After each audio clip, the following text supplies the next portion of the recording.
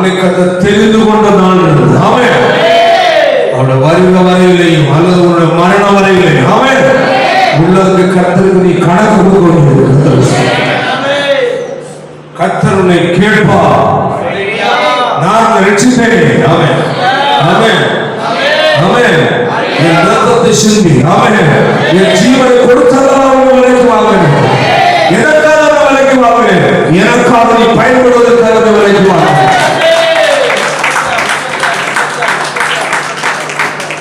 தேவனுக்கு உடையவர்களாகிய உங்கள் சரீரத்தினாலும் ஆவியினாலும் தேவனை மகிமைப்படுத்து.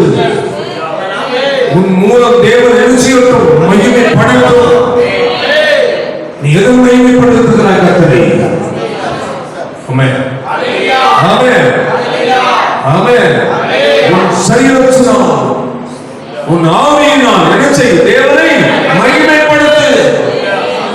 உன் வாய் சுவிசேஷ அறிவிக்கட்டும். தேவன் மகிமைப்படுகிறார். தேவனுக்கு வளர வேண்டிய கண்ணீருடைய கதவை கர்த்தர் மகிமைப்படுகிறார். சபைக்குள் நீ செய்ய வேண்டிய கர்த்தருடைய வார்த்தையை அறிவி. பின்பாகத்தில் இருக்கிற ஆண்டவருடைய அன்பை அறிவி. ஆமென் ஆமென். ரட்சகர் வருகிறவர்களுக்கு அவர்களை தைரியப்படுத்துகிற வார்த்தையை சொல்லு. புதிதாக வருகிற நபர்களுக்கு கர்த்தருடைய ஆலோசனையை கொடு. தேவனை மகிமைப்படுத்து. ஆமென். இந்த தேவனை கொண்ட நோக்கத்தை நீ அறியாமல் வாழ்ந்து கொண்டிருக்கிறாய். கர்த்தர் ஏகத்துவத்தை சீக்கிரம் வெளிப்பட போகிறார். ஆமென் ஹalleluya. அவர் வெளிப்பட போகிறார். ஆமென். அவர் நம்மிடத்தில் கேட்பார். உன்னை ரட்சித்த ஆண்டவர் என்னுடைய சபையில் வைத்திருக்கிறேன். நான் உன்னை இப்படிப்பட்ட நபராக வைத்தேன். நீ எனக்காக என்ன செய்தாய்? ஞானஸ்நானத்தை நீ வாலிபனோ வயோதிபனோ அது தேவனுக்கு தேவையில்லை. அவர்கள் முதிர் வயதிலும் கடிதந்து புஷ்டியும் இளைஞர் இழைப்படைந்து வாலிபர்கள் கர்த்தருக்கு காத்திருக்கிறவர்களோ ஹalleluya. அவர் வாலிபனாக இருக்கலாம் வயோதிபனாக இருக்கலாம். ஆமென். முதுமகன் அடைவார்கள். ஆமென். சரங்களை அடித்து ரெக்கைகளை அடித்து உயர்வை எழுப்புவார்கள். அவர் ஓடினால் இழைப்படைவார்கள். நடந்தால் சோர்ந்துவார்கள் என்று சொல்லுகிறார். தேவனுடைய அபிஷேகம் அப்படிப்பட்டது. ஆமென். சோர்வை மாற்றுவது. ஆமென். பலகீனத்தை மாற்றுவது தேவனுடைய வல்லமை. தேவனுடைய அபிஷேகம் சாதாரணமானதல்ல. தேவனுடைய அபிஷேகம் உனக்கு படுவதற்கல்ல. தேவனுக்கு பயப்படுவது. கொஞ்சம் சிந்தித்து பாருங்க. என்ன செய்து கொண்டிருக்கிறீங்க? ஆமென் ஆமென். ரட்சிக்கப்பட்ட விசுவாசி, ஞானஸ்நான விசுவாசியே, அபிஷேகப்பட்ட விசுவாசியே, இத்தனை வருஷம் ரட்சிக்கப்பட்ட வருஷத்தை எண்ணிப்பார். ஞானஸ்நான வருஷத்தை நீ எண்ணிப்பார். கர்த்தர் கேட்கிறார், நீ எனக்காக என்ன செய்தாய்? ஆமென் ஹalleluya ஹalleluya. இந்த பார்த்து வந்த பொல்லாதவனும் சோம்பலுமானவன் என்று கேட்டார். உண்மையும் உத்தமமான ஊழியக்காரனை சொல்லுவாரா?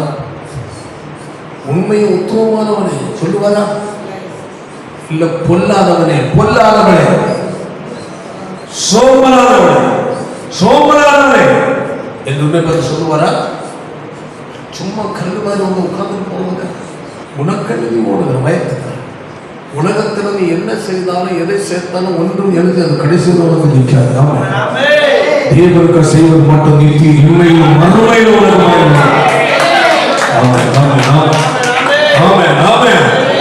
உலகத்துக்கு சம்பாதி எவ்வளவு ஓடி ஓடி சம்பாதித்தாலும் அவைகள் ஒன்று உனக்கு நிற்காது.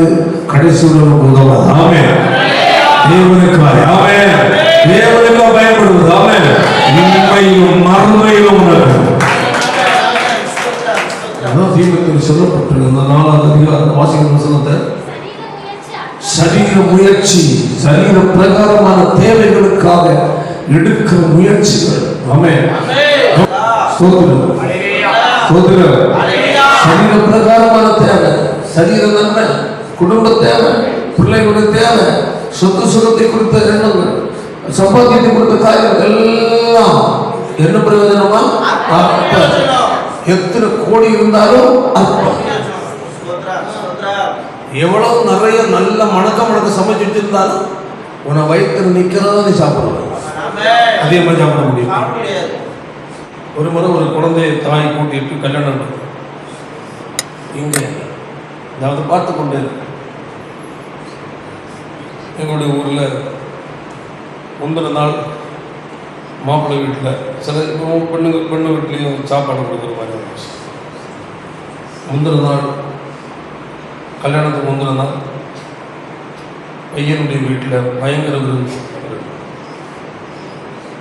அதில் சொந்த பந்து லோக்கல் உள்ளவங்க சொந்த எல்லாரும் வரும், பல்லாயிரக்கணக்கில் காணப்படுறோம். மறுநாள் பொண்ணு வீட்டில் சாப்பாடு, சாயங்காலம் பையன் வீட்டு மறுநாள் ஒரே சாப்பாடு விதவிதமாக. அப்போ நான் ஒரு இடத்துல உட்காந்துட்டு பார்த்துட்டு சும்மா எல்லோரும் பார்த்துட்டு போகிறது சாப்பாடு குழந்தை சாப்பிட சொல்கிறேன். நல்ல சாப்பாடு, டேஸ்டான சாப்பாடு சொல்லி கொடுக்குறாங்க. கிடைக்க விடா சாப்பிட்றா, நாளைக்கு என்ன செய்யாது சாப்பிட்றா, இனி அடுத்து இந்த மாதிரி நல்ல சாப்பாடு என்ன கிடைக்குது இப்படி சொல்கிறான். என்ன கிடைக்க தெரியாத சாப்பிட்றான்னு விட்டு மாறி மாறி என்ன செய்யறான். அவன் கண்ணு தள்ளுது, அவன் சொல்கிறான்.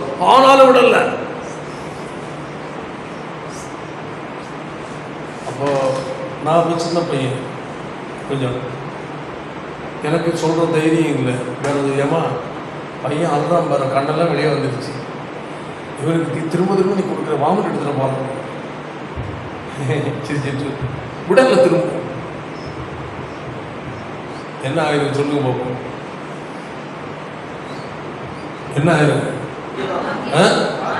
கொடுத்ததெல்லாம் எங்க என்னோட நாங்கள் எடுத்துட்டு ஓடிய போயிட்டா அவங்க சாப்பிட. ஐயா அந்த அவன் சாப்பிட்றதும் கெடுத்து, பையனை கொடுத்தும் கெடுத்து, பக்கத்தில் இருந்தும் கெடுத்தான். எல்லாம் அதுவரை கொடுத்த சாப்பாடெல்லாம் பிடிக்கி வெளியே வந்துடுச்சு. விட்டாடா அடிக்கிறான் பையனை, அடி பயங்கர அடி, கோபத்தில் அடிக்கிறான். அப்போ என்ன விஷயம்னா, ஆக்சுவலாக அவளுக்கு குடும்பத்தில் வசதி இல்லை, நல்ல சாப்பாடு சாப்பிட்றதுக்குள்ள வாய்ப்புகள் அவங்களுக்கு இல்லை. இப்படி ஏதாவது ஒரு கல்யாண வீடுகள் ஒரு விருந்து வீட்டில் வரும்போது தான் எனக்கு சாப்பாடு நல்ல சாப்பாடு அந்த ஒரு அங்கலாய்ப்புலையும் ஆசையிலையும் பையனை கொடுக்கணுமே ஆசையில் கொடுத்தது. அப்போது நான் என்ன சொல்கிறேன், அந்த எவ்வளோ டேஸ்டான சாப்பாட்டுக்கு முன்னே போய் உட்கார்ந்துருந்தாலும் அதிகமாக சாப்பிட முடியுமா? அதிகமாக சாப்பிட்டா நடக்கவும் முடியாது. எந்த வழியாவது பிச்சுட்டு போகணும்னு நிற்கும். ஒன்றி கொடுத்த தள்ளுற வழியாக தள்ளும் வழியே, இல்லை வேற ஏதோ ஒரு வழியாக எடுத்துட்டு பிடிக்கிட்டு போ. அப்போது அதுக்கு அர்த்தம் என்னன்னா, நீ எவ்வளவு சேர ஒரு அளவுக்கு மிஞ்சி ஒன்னால சாப்பிட முடியும். எவ்வளவு சம்பாதி பணம் பணம் ஓடு, ஒன்றும் உன் வாழ்நாளோடு சரி. அதுக்கப்புறம் அதை யார் பயன்படுத்துறா, எப்படி பயன்படுத்துறா, எங்க போகணும்னு தெரியாது. அதான் சொல்லப்பட்டு வாசிப்போம் வசனம். சரீர முயற்சி, சரீர பிரகாரமாய் எவ்வளவு நீ உழைத்து சம்பாதித்து எவ்வளவு சேர்த்தாலும் என்னது அற்பம், அற்ப பிரயோஜனம். ஆமென். ஒரு லிமிட் அவ்வளவு. அதான் என்னதான் ஆனாலும் மனுஷனுக்கு ஆசை முடியல. பிரசங்கின் புஸ்தகம் 4வது அதிகாரம் 8 முதல் வாசிப்போம். அந்த 7ஆம் வசனத்தை சேர்த்து வாசிப்போம்.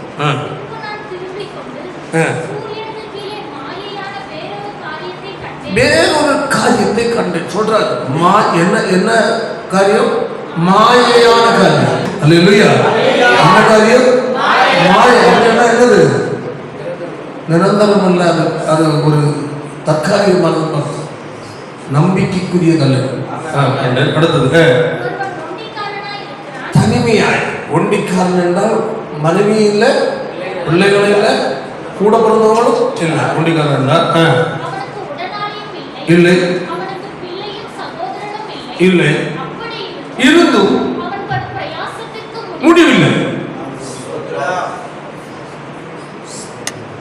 சரீர முயற்சி. அல்லேலூயா. என்ன பிரயோஜனம்?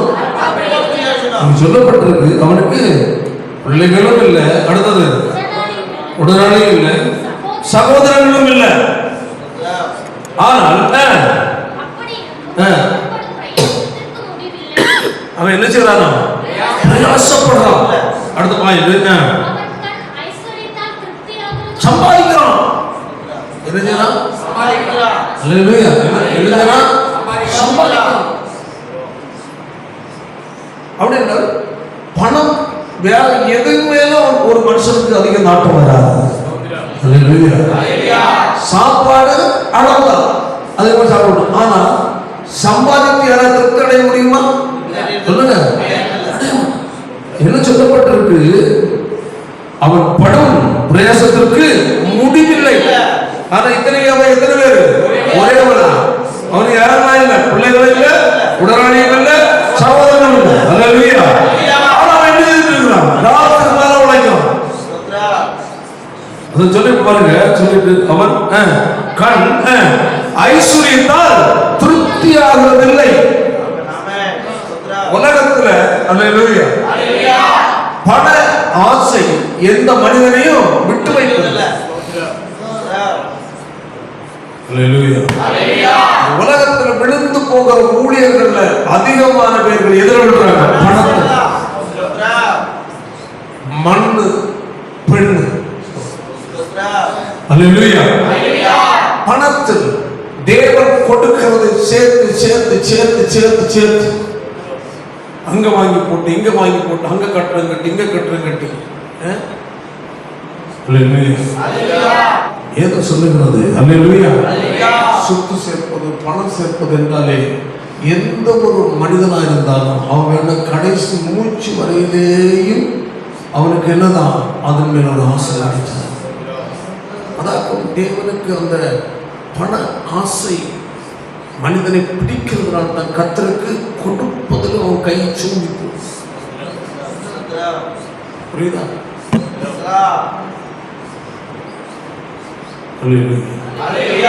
நல்ல டேஸ்டான சாப்பாடு இருந்தாலும் நிறைய சாப்பிட்டுட்டு வேணா கொஞ்சம் எடுத்துட்டு வீட்டுக்கு போவோம்.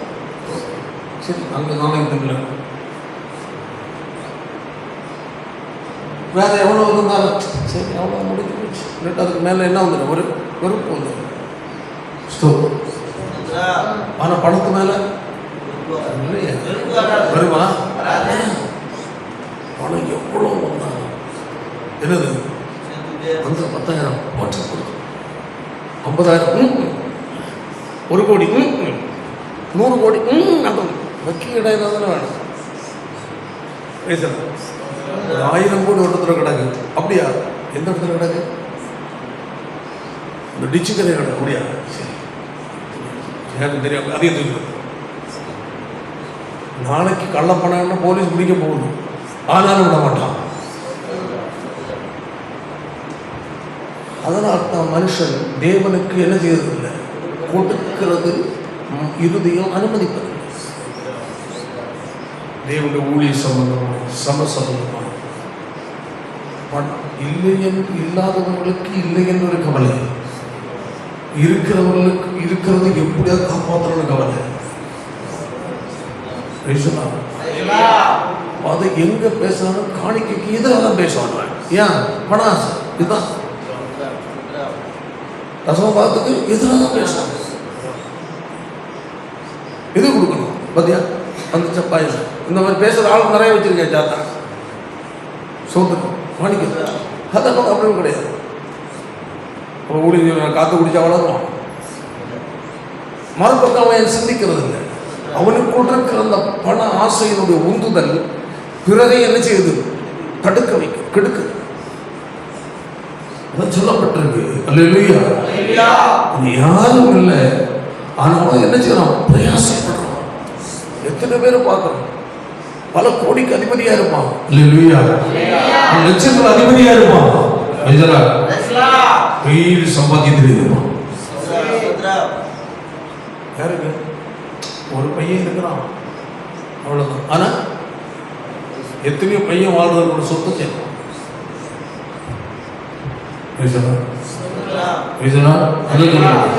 இப்போ இதுக்கிட்ட அவர் என்ன சொல்றார் தெரியுமா? ஸ்தோத்திரம். சூரியனுக்கு மாயான வேறொரு காரியத்தை கண்டேன்னு சொல்லிட்டு ஆரம்பிக்கிறோம். சூரியனுக்கு மாயான வேறொரு காரியத்தை பார்த்தேன். என்ன எப்படிப்பட்ட காரியமா? மாயான காரியம் அப்படின்னு என்ன இல்ல, நிரந்தரம் அல்ல, அது நம்பிக்கைக்குரியது அல்ல. ஒட்டிக்காரனா இருக்கிறாங்க. மாயா இருக்கிற என்ன, அவன் ஒட்டிக்காரனா இருக்கிறான். அவன் உடனாளியும் இல்லை, அவனுக்கு பிள்ளைகளும் இல்லை, சகோதரரும் இல்லை. அப்படி இருந்தும் அவன் படும் பிரயாசத்திற்கு அடுத்தது அவன் கண்ணு என்ன செய்தான்? அவன் கண்ணு ஐஸ்வர்யம் என்ன செய்வதில்லை, இத்தனைக்கு அவன் எத்தனை பேர் யாரும் இல்லை. ஆனா அவனுடைய கண்ணு ஐஸ்வர்யத்தால் பணத்தை பார்த்து திருப்தி அடையல. அதான் பண ஆசை. அந்த அப்படிப்பட்ட எண்ணங்கள் இருக்கிறதுனால தான் கர்த்தருடைய வேதத்தின்படி ஒரு ஒரு ஒரு நபர் கர்த்தரை கொடுப்பதில் எப்படி இருப்பதில்லை, உண்மையா அவனுடைய இறுதியும் வேதத்தில் பண ஆசை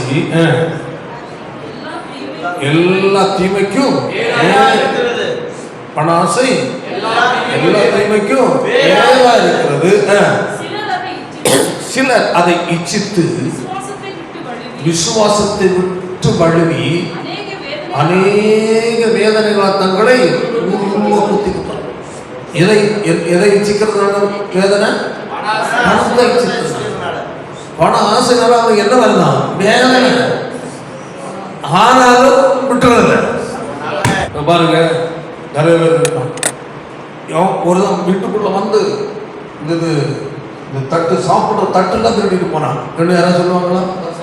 சொல்ல மாட்டான். தோத்து நிறைய மண்பானை வச்சிருந்து திருடிட்டு போயிட்டான். சொல்லுவாங்களா? ஆனா போனவன கண்ணு எங்க போகும்? பார்த்தீங்களா? திருட போனா எங்க தான் போறான்? பணம் கட்டணும் பார்க்கணும், கோல்டு தான் பார்க்கணும். இதான் மனுஷனுடைய வாழ்க்கை. அந்த பண ஆசை என்று ஒன்று வந்து விட்டால் அவன் என்ன செய்வானா? அதே மேல் ஆசை வச்சு தேவனுடைய பிள்ளைகள் கூட விசுவாசத்தோடு வழி விலகி போயிடுவாங்க. அல்லேலூயா. அதாவது சரீர முயற்சி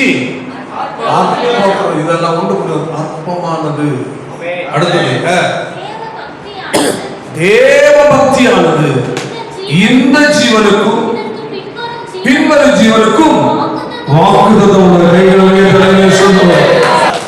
பணம் சம்பாதிக்கிறதன் மேல் வைக்கிற ஆசையை விட்டு எது மேல் வைக்கணும்? தேவ பக்தி. கர்த்தருக்குள்ள நான் என்ன செய்யணும்?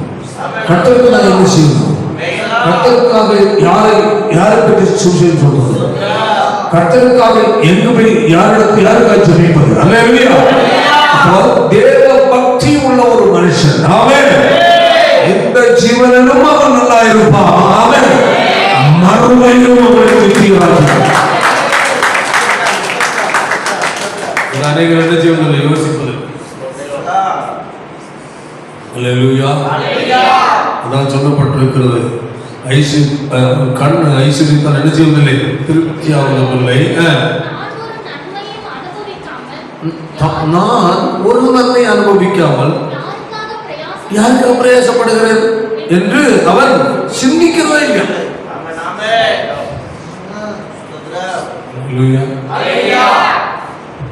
அனுபவிக்க போறது நான் பூமியில வாழும்போது எத்தனை காலம் தெரியல. குறிப்பிட்ட வருஷம் வாழும், சாப்பிடுறது அவ்வளோதான். இப்படிதான் பார்க்கணும். நான் இத்தனை கோடிகளை சேர்க்கிறது கையும் காலையும் மட்டும் அடிச்சு கிடக்கிறேன், இதனால் எனக்கு என்ன பலன் என்று சிந்திக்கிறது. சிந்தை வருவதில்லை. இதுக்கு பேர் தான் போனால் மனுஷனுடைய வாழ்க்கையில் யாராக இருந்தாலும் அவர்களை தேவனை விட்டு பிரிக்கிற ஒரே ஒரு இடம் இதுதான், பணம். ரொம்ப கவனம். பண ஆசை தான் ஆராதனை முடக்க வைக்கிறது. ஆராதனை வார நேரம் பார்த்து வந்திப்பான், அப்பா 500 ரூபா தாரேன், அந்த வேலை செய்து. சரி ஏம்மா நீங்கள் எல்லாம் போங்க, நான் அந்த பண ஆசை, விலை மதிக்க முடியாத தேவனுடைய வார்த்தை என்ன செய்து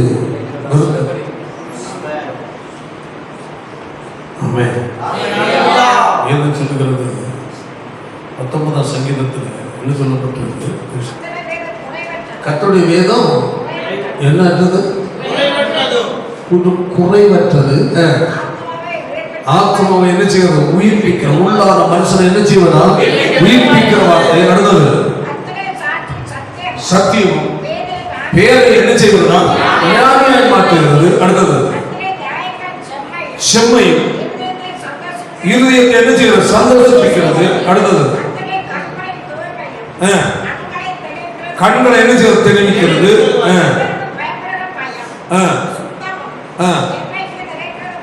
இருக்கிறது. உண்மையும் இருக்கிறது. பொன்னிலும் மிகுந்த பசும் பொன்னிலும் எது? கர்த்தருடைய நியாயங்கள், கர்த்தருடைய வார்த்தை அவைகள். அடுத்தது தேரிலும் தேர் கூட்டுறது ஒழுங்கு தெளிதேனும். பாருங்க, தேவனுடைய வார்த்தை உலகத்தில் உள்ள ஏதோ ஒன்றை பார்க்கலும் உயரப்பட்டது. ஆனா பொன்னிலும் பசுமொன்றும் விரும்பப்படத்தக்கது. ஆனா மனுஷன் ஒரு 500 ரூபாய் 200 ரூபாய்க்கு என்ன செய்யணும்? ஆண்டவரை ஆராதிக்கப்பட்டது. தேவனை குறித்த அந்த அறிவில்லாத காரணம் தேவனுடைய மகத்துவம் எப்படிப்பட்டது அவனுக்கு தெரியல. தேவனுக்குள்ள இந்த நாட்கள் ஹல்லேலூயா உலகத்துக்கு நீ என்ன செய்தார்? ஆமென். ஒன்று நிற்காது. ஆமென். தேவனுக்கு செய்வது மட்டுமே நிலைக்கிறது.